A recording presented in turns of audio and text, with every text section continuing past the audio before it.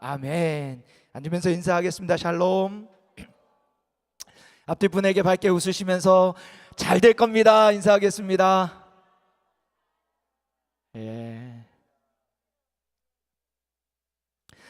많은 사람들을 위로하고 또 소망을 주는 삶을 사는 이들이 오늘날 여럿 있습니다.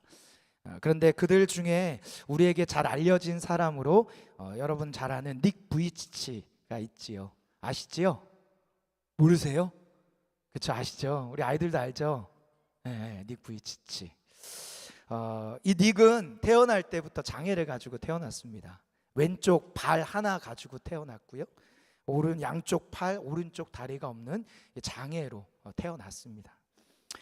처음에 아기가 인식을 못하니까 모르다가 자라면서 아이가 인식을 하기 시작하자 이 아이는 자신이 다른 이들과 다르다라는 것을 발견하게 됩니다. 그래서 아주 어린 8살 때 이 아이 닉은 극심한 우울증을 겪습니다. 그래서 8살 아이가 자살 시도를 했다고 하죠. 그런데 감사하게도 하나님께서 그런 어린 닉을 만나 주셨어요.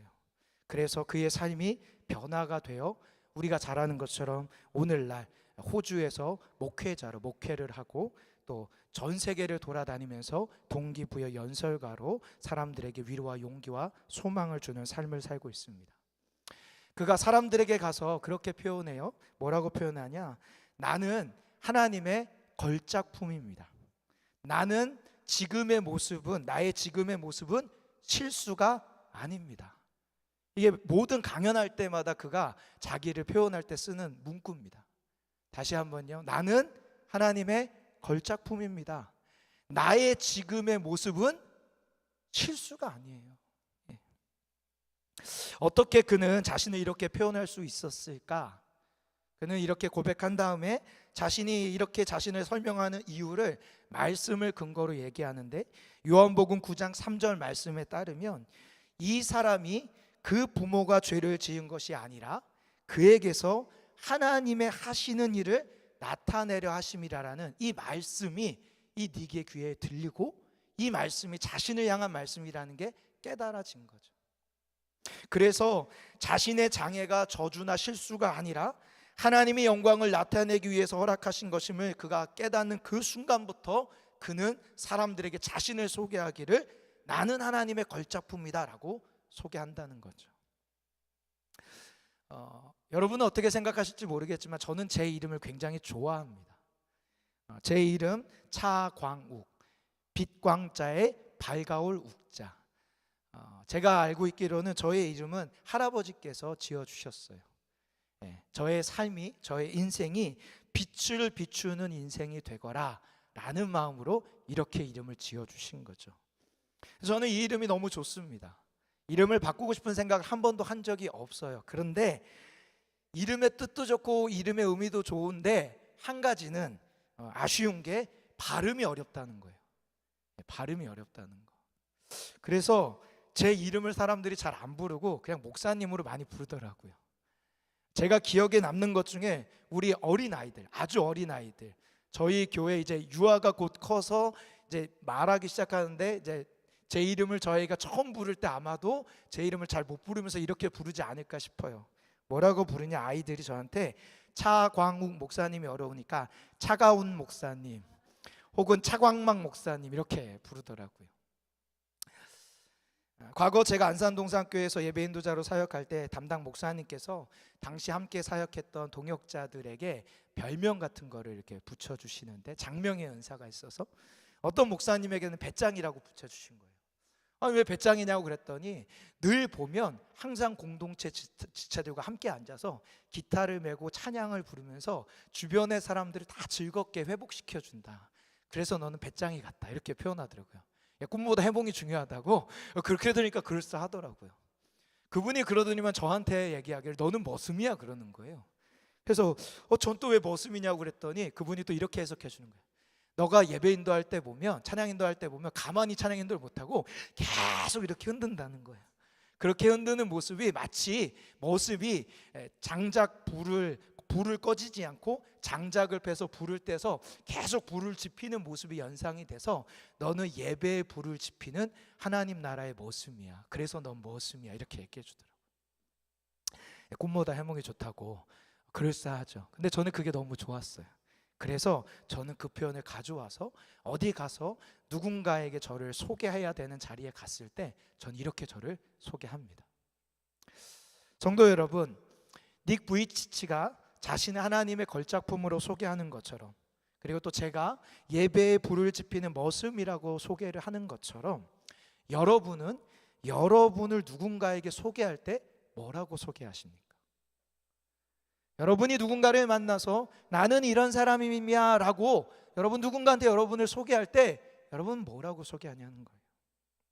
더 나아가서 내가 소개하는 게 아니라 누군가가 나를 대신 소개해 줄 때, 누군가가 나라는 사람을 설명해 줄 때 혹시 누군가가 여러분의 대한 내용을 가지고 기사를 쓴다면 그 기사의 타이틀에 어떤 제목으로 어떤 내용으로 기록이 될까요? 이렇게 얘기하면 에이 목사님 무슨 말씀을 그렇게 하세요? 누가 날 소개하는 기사를까지 쓴다고요? 어떤 기자가 저에 대한 기사를 쓰겠습니까? 라고 말씀하실 수 있겠지만 그렇지 않습니다. 저와 여러분을 향해서 기사를 쓰고 계신 분이 계세요. 바로 하나님이세요. 하나님이 저와 여러분을 향해서 무엇이라고 그 기사 타이틀을 적고 있냐? 저는 그게 오늘 우리가 읽은 본문 말씀이라고 믿습니다. 우리 오늘 본문의 9절 한 절 같이 한번 읽어보겠습니다. 시작.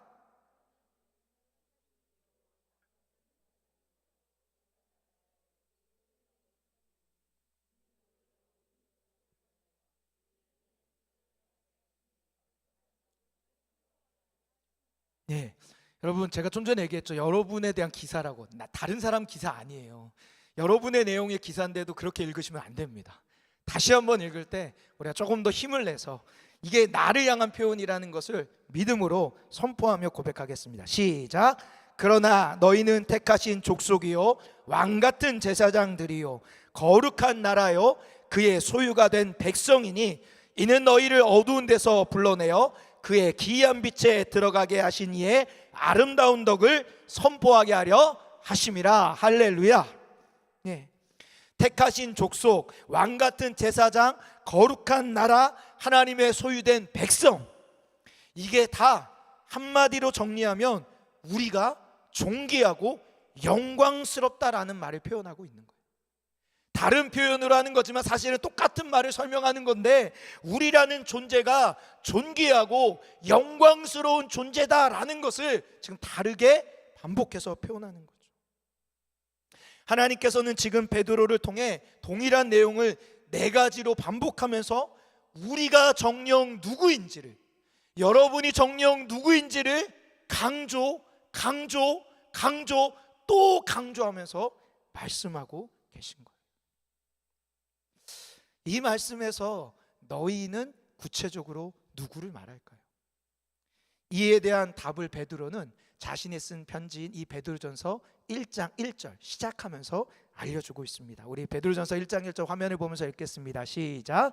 예수 그리스도의 사도 베드로는 본도 갈라디아, 갑바도기아, 아시아와 비두니아에 흩어진 나그네. 여기 언급하고 있는 이 본도 갈라디아, 갑바도기아, 아시아와 비두니아, 여기는요 소아시아 지역이라고 해서 오늘날 우리가 아는 명칭을 따지면 터키 지역이에요. 터키. 이 터키 지역에 흩어져 살고 있던 이방인 출신의 예수님을 믿은 그리스도인들, 그리고 일부는 유대인 출신의 디아스포라 신자들을 말하는 표현이에요. 그런데 오늘 이 표현에 주목해야 되는 표현이 있는데 그들의 삶과 지금의 마음이 어떠한지를 짐작케 하려고 쓰는 표현이 하나 등장하는데 그게 바로 맨 마지막에 나오는 표현 나그네라는 표현이에요. 여러분 나그네의 삶을 혹시 살아본 적 있으십니까? 있으세요? 저는 사실 없습니다. 그런데 나그네 삶을 사는 이들을 제가 만나요. 종종. 누구냐면 선교사님들이에요. 그들은 나그네로 살고 있잖아요. 제가 잘 아는 선교사님들이 몇 분 계시기에 그분들이 국내에 들어올 때마다 만나서 이런저런 이야기를 하고 안부를 묻다 보면 그들이 타국 생활하면서 당하는 고단함과 서러움들을 듣게 됩니다. 이루 말할 수가 없더라고요. 억울하고 서럽고 누구에게 말도 못하는, 그냥 혼자서만 되뇌어야 되는 그런 가슴 아픈 이야기들이 있어요. 자기만 당하면 그래도 괜찮은데 선교사님의 자녀들이, 그 어린아이가 유치원에 가서 현지 말을 못한다고 욕을 엄청 듣는데 느낌적으로 이게 욕인지 아는데 뭐라고 답변할 수 없어서 울고 오는 아이를 안아줄 수밖에 없는 그들의 서러움. 지금 베드로가 언급하는 이 나그네라는 단어 안에 담긴 의미가 이런 거예요. 그들의 삶의 현주소, 그거는 고단하고 서러운 삶이다. 오늘 우리가 보는 베드로전서는요, 기독교가 로마로부터 박해를 받던 그 시대에 쓰여진 편지예요. 네로 황제가 대박해를 시작을 하는데 그게 서기 64년이거든요. 그거가 일어나기 바로 직전, 서기 62년에서 63년경에 이 베드로전서가 쓰여졌다라고 추론을 많이 합니다. 그때도 여전히 이 기독교인에 대한 오해와 비방이 심했어요. 갈수록 심해졌어요. 고조가 되는 거죠. 교회를 견고히 하고 혼란에 빠진 신앙을 바로잡기 위해서, 그래서 베드로가 이 편지를 쓴 거예요. 그 당시 흩어진 나그네 같은 성도들이 자기가 믿는 신앙, 자기가 가지고 있는 신앙에 대해서 어떻게 생각을 했을까요? 그런 현실 속에서 아마도 이렇지 않았을까요? 아유, 신앙의 삶에 도움은커녕 걸림돌이야. 나는 잘못된 길을 걸었나 봐. 난 속았어. 하나님이 계시면, 이런 여러 가지 마음들이 있지 않겠습니까? 그런 하나님이 그런 사람들을 향해서 다시금 고쳐서 불러주시는 거예요. 아니야, 그렇지 않아. 아니야, 그렇지 않아. 너희는 나의 택한 족속, 왕같은 제사장, 거룩한 나라, 나의 거룩한 소유자야. 성도 여러분, 우리가 어떻게 이 영광스러운 인생이 됐을까요? 오늘 본문은 10절에서 그러한 부분들을 이야기해 주고 있습니다. 오늘 본문 우리 10절을 같이 한번 읽어보겠습니다. 시작. 너희가 전에는 백성이 아니더니 이제는 하나님의 백성이요, 전에는 긍휼이 얻지 못하였더니 이제는 긍휼을. 아멘. 사실 우리는 전에는 하나님의 백성이 아니었습니다. 전에는 하나님의 긍휼을 얻던 사람들이 아니었어요. 전에는 왕같은 제사장이 아니었습니다. 그런데 어떻게 우리가 지금은 하나님의 백성, 왕같은 제사장이 되었겠습니까? 우리가 열심히 노력해서 됐을까요? 인격과 마음을 수련해서 됐습니까? 아닙니다. 우리가 지금 이렇게 변화된 이유를 베드로는 이 서신을 시작하면서 이야기하는데, 베드로전서 1장 2절 말씀인데 우리 세 번역으로 같이 한번 읽어보겠습니다. 시작. 하나님 아버지께서 여러분을 미리 아시고 성령으로 거룩하게 해주셔서 여러분은 순종하게 되고 예수 그리스도의 피 뿌림을 받게 되었습니다. 여러분에게 은혜와 평화가 더욱 가득 차기를 빕니다. 우리가 변화된 것은 우리가 남달라서가 아니라 하나님의 일방적인 은혜로, 성령의 도우심으로, 예수 그리스도의 피 뿌림의 은혜로 말미암아 된 것이라고 얘기하는 거예요. 그래서 이사야 선지자도 이와 비슷한 말을 선포합니다. 이사야 61장 6절 말씀 화면을 보고 읽을까요? 시작. 오직 너희는 여호와의 제사장이라 일컬음을 받을 것이라. 사람들이 너희를 우리 하나님의 봉사자라 할 것이며 너희가 이방 나라들의 재물을 먹으며 그들의 영광을 얻어. 우리가 성경으로 보는 이 표현에는 잘 드러나 있지 않지만 히브리어는 수동형으로 되어 있어요. 수동형으로. 내가 나를 부르는 게 아니라 누군가가 불러주는 거예요. 누가 불러줄까요? 하나님이 불러주는 거예요. 하나님이 일방적으로 우리를 그렇게 불러주는 거예요. 내가 한 것은 아무것도 없지만 그저 하나님께서 일방적으로 우리를 향해 너는 제사장이야, 너는 내 백성이야, 너는 내 사람이야. 사도 요한도 동일한 고백을 요한계시록에 하고 있습니다. 요한계시록 1장 5절 하반절부터 6절 함께 읽겠습니다. 시작. 우리를 사랑하사 그의 피로 우리 죄에서 우리를 해방하시고 그의 아버지 하나님을 위하여 우리를 나라와 제사장으로 삼으신 그에게 영광과 능력이 세세토록 있기를 원하노라. 아멘. 우리가 된 것이 아니라 예수님께서 우리를 제사장으로 삼아 주신 것입니다. 레위기 8장에 보면요, 제사장을 세우는 위임식을 어떻게 하라고 설명이 되어 있어요. 순서가 이렇습니다. 먼저 제사장 아론과 아들들을 불러서 물로 그들을 씻겨요. 물로 그들을 깨끗하게 씻깁니다. 그리고 난 다음에 그들의 몸에 맞는 의복을 지어서 의복을 딱 입혀줍니다. 그런데요, 그 다음에 독특한 행동을 해요. 그 옷을 누군가 입혀주잖아요. 입혀진 다음에 먼저 하는 게 송아지에다가 안수를 합니다. 뭐예요? 나의 거룩하지 못했던 모습을 이 소의 제물에게 전가시키는 거예요. 그리고 나서 그 제물을 잡은 다음에 그 제물이 흘린 피를 가지고 제사장의 귓불이 엄지손가락, 엄지발가락에 이거를 바르고 관유와 함께 피를 그 옷에 뿌려요. 독특하죠. 그래서 이 과정을 한마디로 정리하면 물로 시작해서 피로 끝나는 거예요. 제사장을 세우면서 제사장을 거룩하게 만들고 제사장답게 만드는데 물을 뿌리고 피를 뿌림으로 그를 거룩하게 구별돼서 제사장으로 만드는 거죠. 여러분, 그런데 우리를 위해서 물과 피를 쏟아주시고 부어주신 분이 계십니다. 그분이 누굴까요?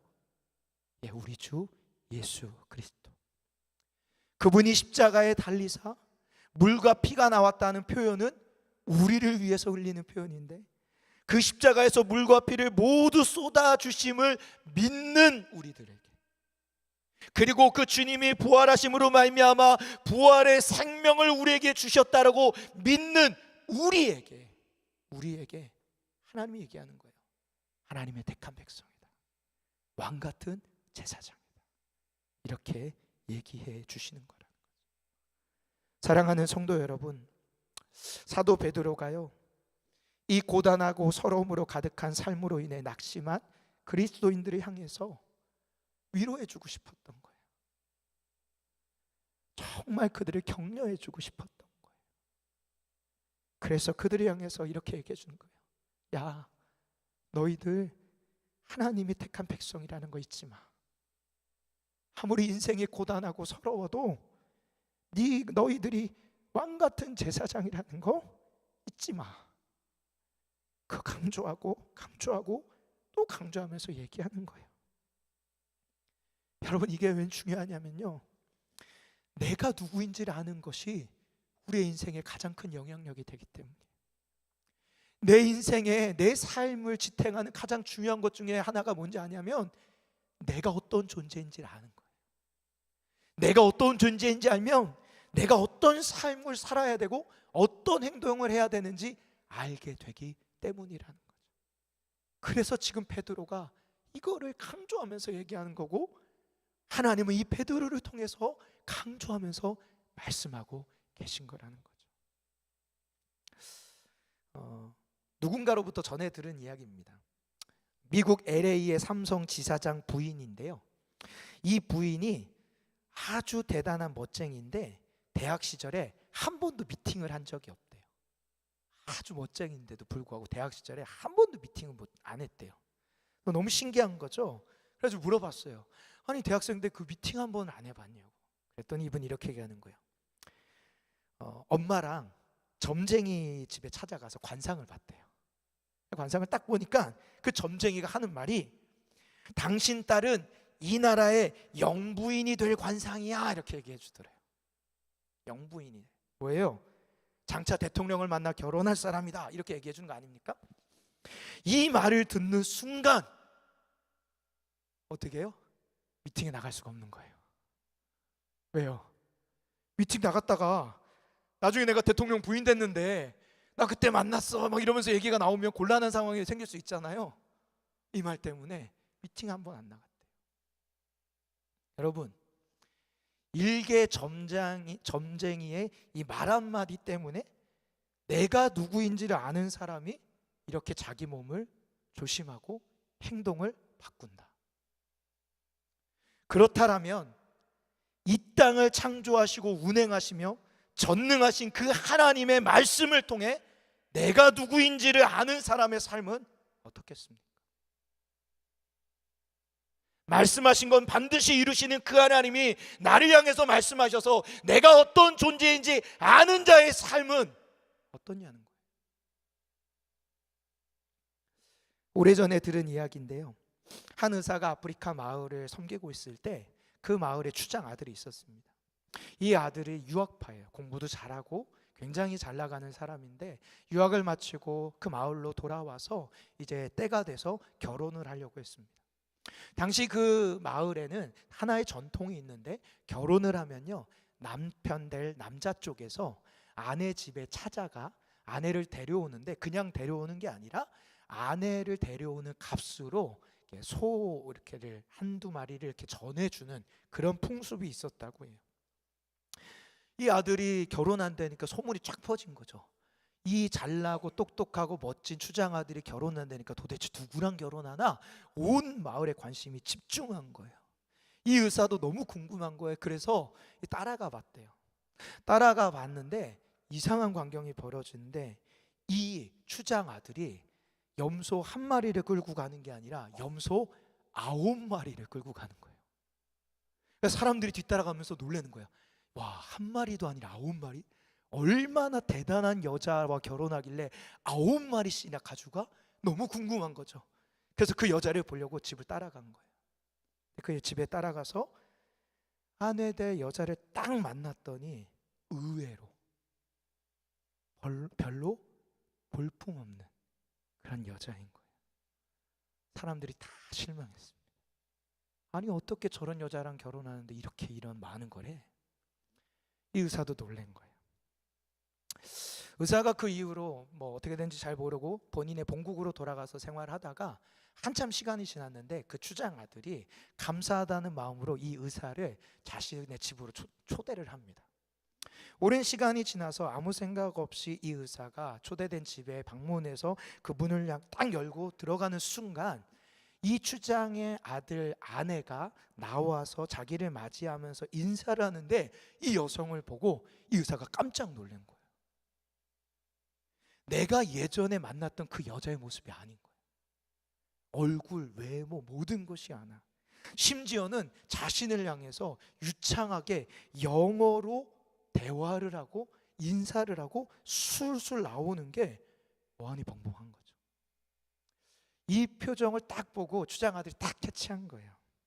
그래서 이 추장 아들이 의사에게 이렇게 얘기합니다. 의사 선생님, 사실은 제가 아내를 맞이할 때 암소 한 마리도 충분했긴 했습니다. 그런데 우리 마을에 있던 이 전통 때문에 여성들은 그때 받는 그 소가 평생 자신의 가치가 되더라고요. 그래서 저는 제 아내가 자신의 가치를 황소 한두 마리 한정 짓기를 바라지 않았어요. 그래서 9마리를 갖다 준 거예요.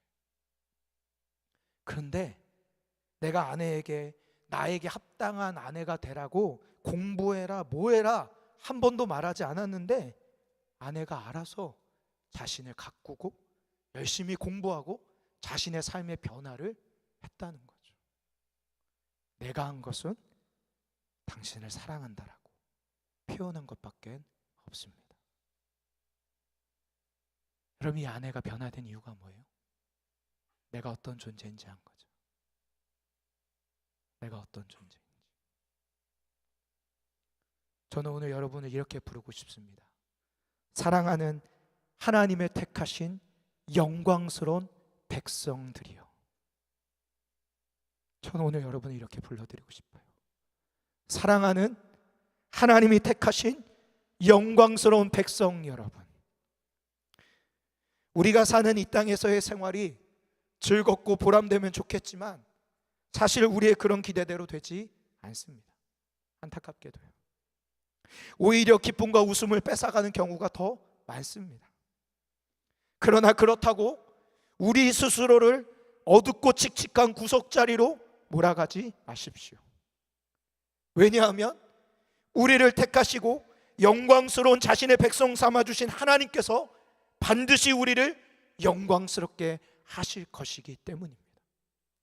이 주장아들이 소 한 마리가 아니라 9마리를 준 것처럼 하나님은 우리의 가치가 자신의 생명과 같기에 기꺼이 그것을 표현하며 십자가에서 물과 피를 다 쏟아주셨다는 것, 그것에 내 가치가 있다는 것, 그것을 기억하셨으면 좋겠습니다. 오늘 본문 9절을 우리가 다시 한번 읽어보겠습니다. 9절입니다. 시작. 그러나 너희는 택하신 족속이요 왕같은 제사장들이요 거룩한 나라요 그의 소유가 된 백성이니 이는 너희를 어두운 데서 불러내어 그의 기이한 빛에 들어가게 하신 이의 아름다운 덕을 선포하게 하려 하심이라. 우리를 택하신 족속 왕같은 제사장 거룩한 나라 소유된 백성으로 삼으신 하나님께서는 우리를 어두운 데서 불러내어 기이한 빛에 들어가게 하셨습니다. 그리고 우리는 그분의 아름다운 덕을 선포해야 하지요. 그런데요, 우리가 이 말씀 속에서 반드시 기억해야 될 중요한 진리가 한 가지 있는데, 그것은 그 일을 우리의 능력으로 이루는 게 아니라는 거예요. 하나님의 아름다운 덕을 선포하기 위해서 우리가 수고하고 애써야지 그 일이 이루어지는 것이 아니라 그 일마저도 누가 이루신다? 하나님이 이루어 주신다. 무슨 말이에요? 야, 사랑하는 누구야, 내가 너를 통해서 영광 받을 거야. 내가 너의 삶을 통해 영광 받을 거야. 하나님이 지금 그렇게 말씀하시는 거라는 거죠. 그래서 우리 하나님이 시편 50편 15절에 이렇게 또 말씀하세요. 우리 한번 보고 읽겠습니다. 시작. 환난 날에 나를 부르라. 내가 너를 건지리니 내가 나를 환난 날에 나를 부르라. 내가 너를 건지리니 내가 나를 어떻게 한다고요? 영화롭게 한다고요. 우리가 당하는 어려움은 우리가 더 큰 하나님의 영광을 돌릴 수 있는 재료가 될 줄 믿습니다. 어떤 한 청년이요, 인터넷 아이디를 만들었는데 너무 독특한 아이디를 만든 거예요. 너무 독특해요. 화면으로 한번 띄워주시겠습니까? 네. 제가 안 보냈나요? 죄송합니다. 이거 안 보냈군요. 이거 보낸다고 했는데 죄송해요. 이 중요한 건데 들어보세요. 눈으로 봐야 되는데 아이디예요. 나를 쓰러뜨리지 못하는 고난은 나를 빛나게 해준다. 이게 인터넷 아이디예요. 아이디 진짜 얼마나 오래 걸리겠어요. 네, 아이디는 간단하게 해야 되는데 아이디를 이렇게 만든 거예요. 다시요. 나를 쓰러뜨리지 못하는 고난은 나를 빛나게 해준다. 여러분, 이 청년이 이 아이디를 언제 만들었는지 혹시 짐작이 되십니까? 청년 남자예요. 혹시 짐작하시라고 제가 단서를 주는 거예요. 청년 남자가, 그렇죠, 군대 갔을 때요. 군대 가서 구타당하고 폭행당하고 폭언당하고 예수 믿는다고 손가락질 당하고 억울한 일 당하고 힘들고 어려운 그 순간에 이 청년이 인터넷 아이디를 이렇게 만든 거예요. 여러분, 이 말을 오해하지 마십시오. 이 말을 잘못 해석하면 이런 거예요. 내가 고난과 어려움 속에 당당히 승리해서 결과물을 만들었을 때 빛이 된다는 말이 아니에요. 이 말은 지금 당하는 어려움으로 인해 내가 좌절하지 않는 것 그 자체가 나를 빛나게 한다. 어렵고 힘듦에도 불구하고 그 속에서 믿음으로 고작 버티는 것밖에 못하지만 그 버팀이 여러분을 빛나게 한다는 거예요. 1949년 미국 메릴랜드에서 한 평범한 소녀가 태어났습니다. 그녀는 건강하고 활동적인 아이로 어려서부터 좋은 집안이어서 승마, 하이킹 다이빙 막 이런 거를 잘했어요. 운동에 소질이 있던 거죠. 그런데 그녀가 17살이 되던 해 1967년 여름이었는데요. 친구들과 함께 바다로 놀러 가서 즐겁게 놀다가 사고가 떨어집니다. 다이빙을 워낙 평소에 좋아하니까 바다에 다이빙을 하려고 뛰어든 거예요. 근데 아차, 뛰어든 그곳의 바다의 깊이가 수면이 얕은 거죠. 그래서 어떻게 해요? 그대로 목이 찍히면서 순간 목이 부러져 버렸어요. 빠르게 병원으로 후송 조치했지만 이미 부러진 목, 어떻게 할 수 없어서 그날 이후로 이 여성은 전신마비 인생을 삽니다. 그녀가 그때를 회상하면서 이렇게 표현하더라고요. 하늘은 그대로인데 내 인생은 산산조각 났다. 병원에 입원 후 몇 달 동안 극심한 우울증과 절망에 빠졌을 때 그냥 하나님을 향해서 외칩니다. 하나님, 왜 나를 이렇게 만드셨습니까? 하나님을 끊임없이 분노하고 분노하는 거죠. 그렇게 시간을 보내던 어느 날 그녀가 우연히 성경을 펴서 성경을 읽는데 그날에 핀 본문이 시편 139편인 거예요. 그리고 그 말씀의 한 절이 이렇게 자기에게 다가오는데 거기에 뭐라고 적혔냐? 주께서 나를 지으심이 기이하고 놀라움이라. 이 말씀을 통해 깨닫게 되면서 자신을 향한 하나님의 계획이 있음을 이 여성이 믿기 시작합니다. 그리고 나서 그녀가 이런 고백을 했다고 해요. 하나님은 내 고통을 무시하지 않으신다. 오히려 그분은 내 아픔 한가운데 함께 계신다. 그러면서 그녀가 더불어 더 나아가 도전하기 시작합니다. 내 장애와 고난조차 하나님의 계획 안에 있으며 나는 하나님의 영광을 위해 창조된 존재다. 그러니 나는 도전해 보리라. 나의 모든 활동이 하나님의 영광을 드러내는 방법이 될 것을 믿고 내가 할 수 있는 모든 것을 나는 해보겠다. 그러면서 그녀가 처음으로 한 게 뭔지 아십니까? 전신마비니까 아무것도 못 움직이고 오직 얼굴만 움직이잖아요. 입으로 붓을 물고 그림을 그리는 거예요. 입으로 붓을 물고. 거기서 더 나아가서 입에다가 나무 막대기를 꽂아서 타자기를 두들겨서 책을 쓰기 시작합니다. 그 다음에 입으로 노래를 부를 수 있으니까 찬양을 불러서 음반을 내요. 대사는 할 수 있잖아요. 영화에 출연하기까지 시작합니다. 그럼 이 여인이 누군지 아십니까? 지금도 살아계신데 미국에서 성경 교사이자 베스트셀러 작가인 조니 에릭슨 타다라는 여성입니다. 사진 한번 보여주시겠어요? 입으로 그림 그리는 거예요. 다음 장면이요. 저 그림이 입으로 그린 그림이에요. 제목이 뭐예요? Joy to the World. 제목이 기가 막히지 않습니까? 네, 최근 사진입니다. 재작년에 또 병을 앓았어요. 저렇게 회복된 이후에도요, 저 조니라는 여성분은요, 암을 2번이나 겪었고요. 그 암이 치료된 이후에 재작년에 이중폐렴이라는 또 안 좋은 병에 걸려서 병원에 입원해서 또 치료받고 퇴원하면서 남편하고 찍은 사진이에요. 그녀는 이렇게 얘기합니다. 고난이 반복될 때마다 더 단단한 신앙을 고백하는데 하나님은 내 고난을 허락하셨지만 그것이 나를 쓰시기 위한 최고의 방법임을 저는 압니다. 지난주 부활절 예배를 마치고 새롭게 시작 한 주를 보내면서 새벽을 깨워 기도하는 가운데 제 마음이 한편이 왜 이렇게 무겁더라고요. 부활절 은혜도 잘하고 했는데 이렇게 마음이 한켠이 무거울까라고 이렇게 생각을 하다 보니까 우리 성도님들 얼굴 한 명이 한 명 이렇게 쭉 지나가는데 그냥 마음이 아팠어요. 그냥 마음이 아팠어요. 우리 성도들의 기도 제목을 제가 아니까 하나님 이제는 좀 들어주실 법한데 왜 더딥니까? 그렇게 하나님 앞에 그렇게 기도했어요. 근데 그렇게 기도하다가 문득 이런 깨달음이 들더라고요. 그래서 우리 예수님이 십자가에서 죽으신 거구나.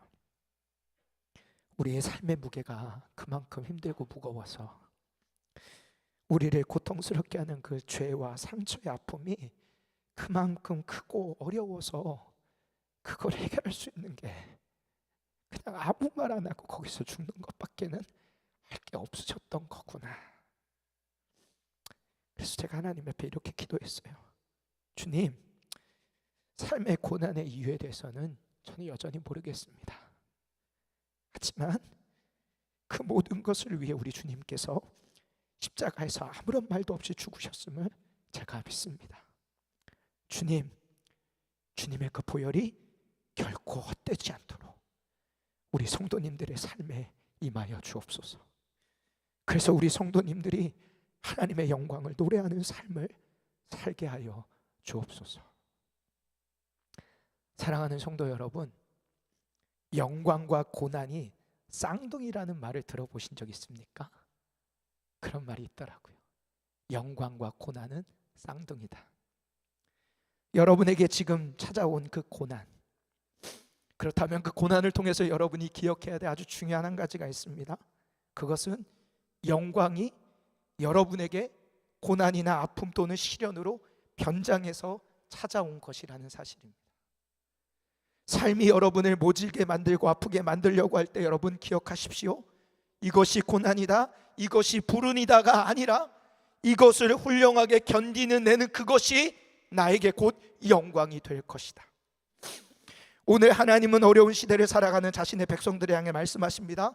너희는 내가 택한 나의 백성, 왕같은 제사장이다. 그리고 너희를 통해 내가 큰 영광을 받을 것이다. 우리를 향해 너희는 택한 백성이요 왕같은 제사장이며 거룩한 나라요 하나님의 소유된 백성이라고 일방적으로 선언하시는 그 하나님의 선언, 그 선언을 붙잡고 유혹 많고 어려움 많은, 서름 많고 아픔 많은 나그네 같은 삶일지라도 거룩한 삶으로 잘 견디고 극복해 나가는 우리 모두가 되길 주님의 이름으로 축복합니다. 이 시간 우리 이 마음을 담아 이 찬양 불렀으면 좋겠어요. 이 말씀으로 지어진 축복성 있죠. 우리 이 찬양 같이 해볼 텐데요. 우리 눈을 감고 가슴에 손을 얹고 내가 나에게 고백해줬으면 좋겠습니다. 함께 고백할까요? 때로는 나의 앞에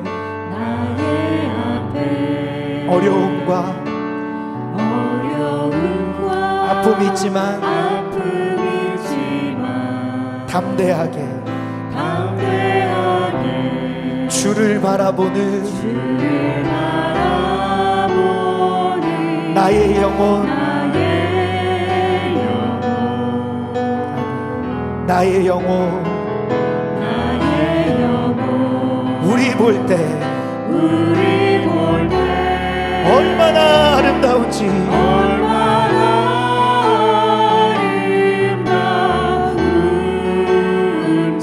나의 영혼 통해, 나의 영혼 통해 큰 영광 받으신, 큰 영광 받으신 하나님을 찬양, 하나님을 찬양. 오 할렐루야, 오 할렐루야.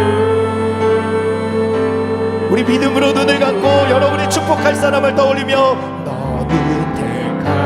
눈을 감고 여러분이 정말 축복하고 싶은 사람을 떠올리십시오. 그 사람을 향해 왕같은 제사장이며 거룩한 나라, 거룩한 나라, 하나님의 소유된, 하나님의 소유된 백성, 너의 영혼 우리 볼 때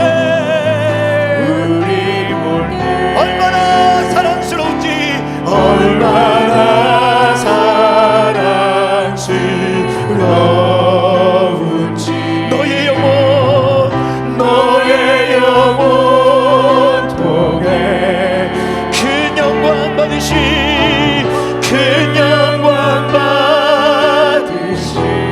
하나님을 찬양, 하나님을 찬양. 오 할렐루야, 오 할렐루야. 이제 우리 한 가지 기도하겠습니다. 하나님 오늘 말씀을 통해 나에게 말씀하시는 주님 앞에 나아갑니다. 주여 은혜와 긍휼을 베풀어 주셔서 힘들고 어렵고 고단하고 서러운 우리의 인생길 가운데 하나님이 주시는 위로로 우리가 믿음으로 버티며 나아가게 하시고 하나님의 영광의 빛을 발하게 하여 주옵소서. 또 여러분의 패밀리 가족들을 위해서 기도해 주십시오. 그들이 하나님의 사람임을 기억하게 하여 주옵소서. 우리 주여 한번 부르짖고 기도하며 나아가겠습니다. 주여 하나님, 오 주님, 오 주님, 하나님, 하나님,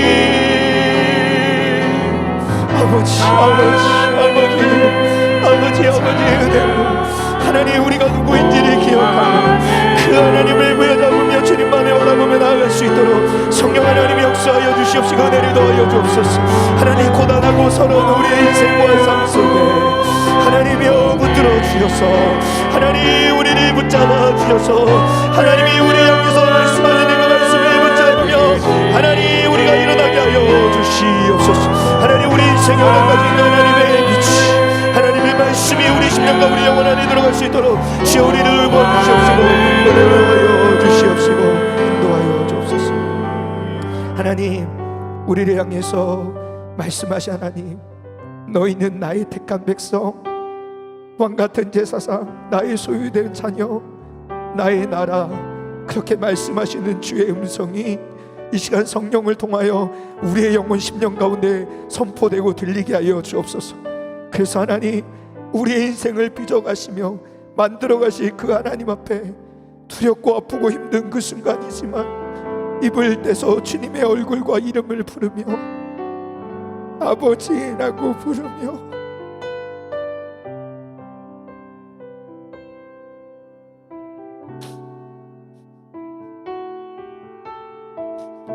그 예수 그리스도의 십자가의 사랑이 결코 떼지 않는 은혜들을 우리에게 허락하여 주옵소서. 하나님 우리 성도들 중에 삶이 고달프고 마음이 무겁고 어려운 이들이 있습니다. 누구보다 주님이 하시지 않습니까? 하나님 붙들어 주시고 일으켜 주시고 하나님의 이 약속 그대로 응답되는 역사가 일어나게 하여 주옵소서. 그렇게 역사하시 주님을 찬양하며 우리 구주 예수 그리스도의 이름으로 기도합니다. 아멘.